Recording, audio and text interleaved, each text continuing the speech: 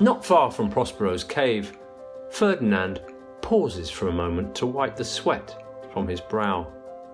It's hard work carrying those logs, but though they are heavy, his heart is light as he thinks about Miranda.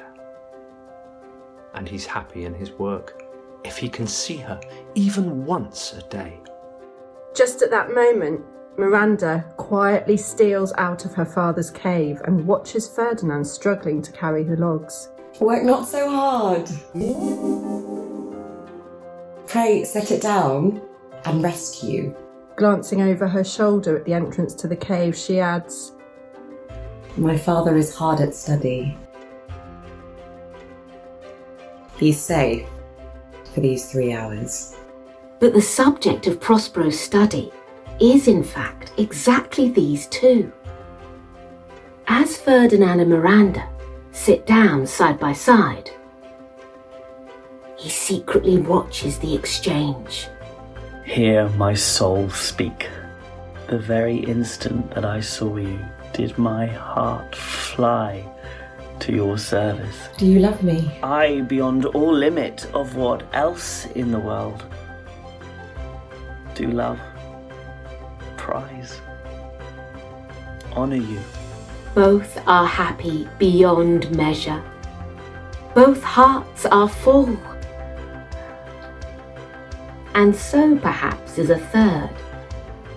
For as he looks on at this sight, Prospero sighs to himself and smiles broadly. My rejoicing at nothing can be more. It's not fair, thinks Trinculo to himself. It's just not fair. I mean, Stefano is his friend, of course, but he's a drunken friend. Bit of a fool, really. Certainly not a god. Not somebody to be worshipped by that stupid monster. Ooh. Ooh. Look at it. It's kissing Stefano's foot. Why, they are debauched fish. Bite him to death, I prithee. The poor monster's my subject, and shall not suffer indignity. It's infuriating, thinks Trinculo. He's talking as if he's a king, but he's not. Is he? Well, not yet. But Caliban has a plan. A plan to get rid of Prospero and to replace him with the great god Stefano.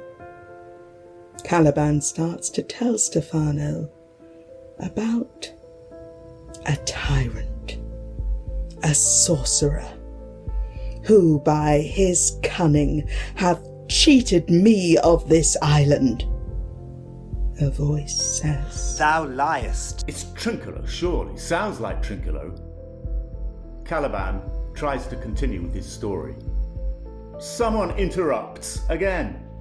Thou liest. And this time, Stefano punches him in the head.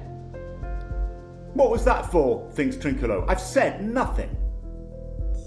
Can you guess who it is playing tricks, whose voice magically sounds just like Trinculo's? Thou liest. What did you say? Ariel. That's right. You said it.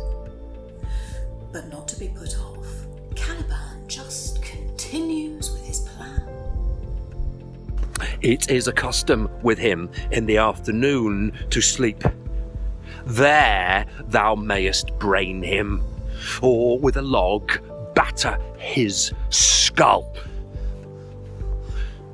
But remember, first to possess his books, for without them he is but a sot. And Stefano is overjoyed with the idea of his own island kingdom. Monster, I will kill this man and his daughter, and I will become king and queen. Oh, and Trinculo and thyself shall be viceroys. Stefano and Trinculo are friends again at this thought. So happy are they at the thought that they will be rulers that they open their mouths to sing. It should have been a jolly song, a happy tune, a dance, perhaps a jig. But the sound that comes out is none of those things.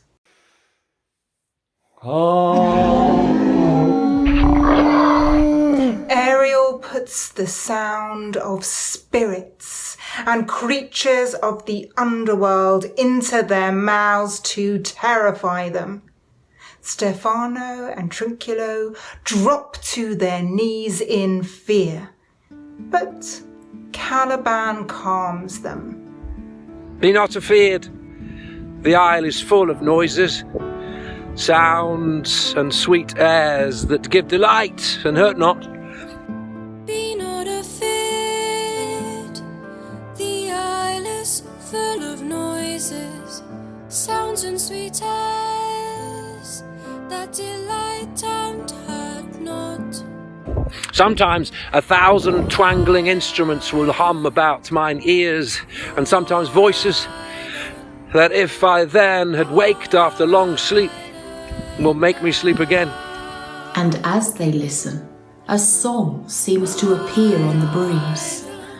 A song that seems to speak to both Stefano and Trinculo. A song that leads them to believe that maybe the island is theirs after all.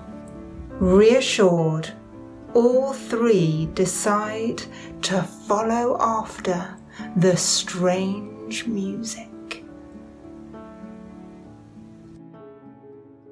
Ferdinand!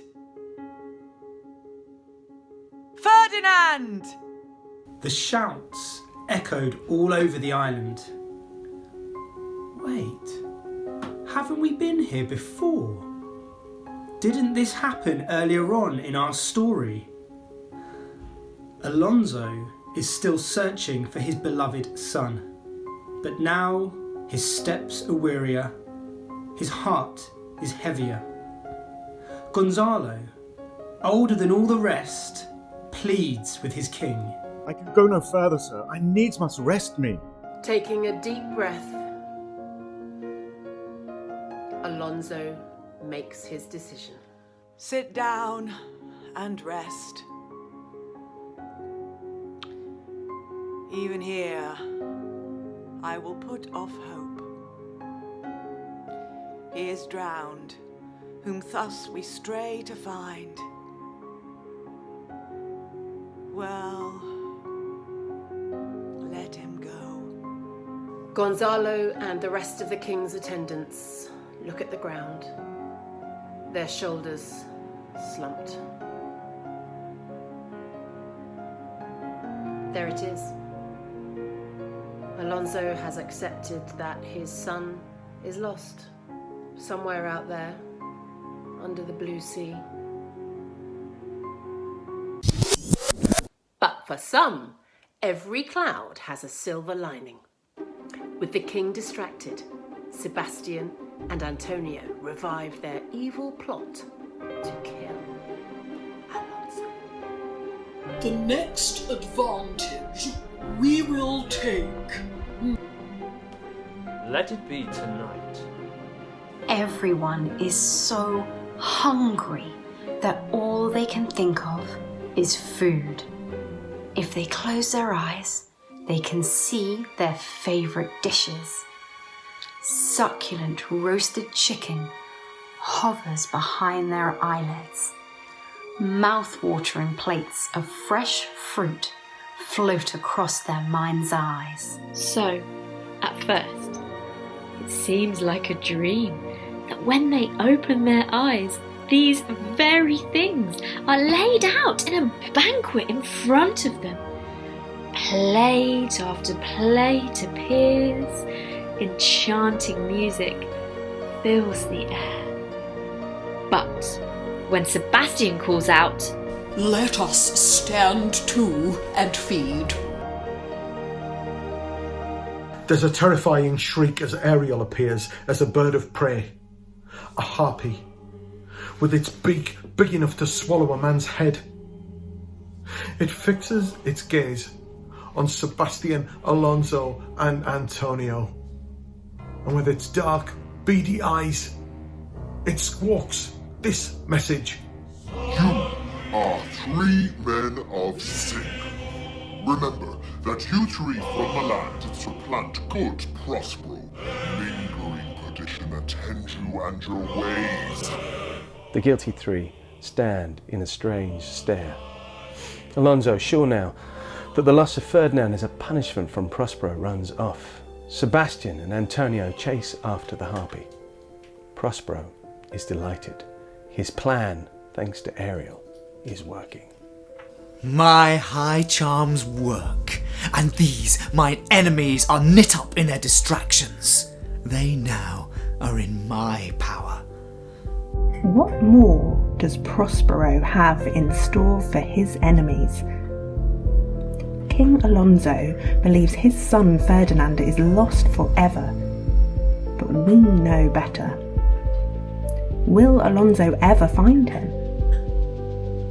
The answer to these questions and many more will appear in next week's exciting episode of The Tempest.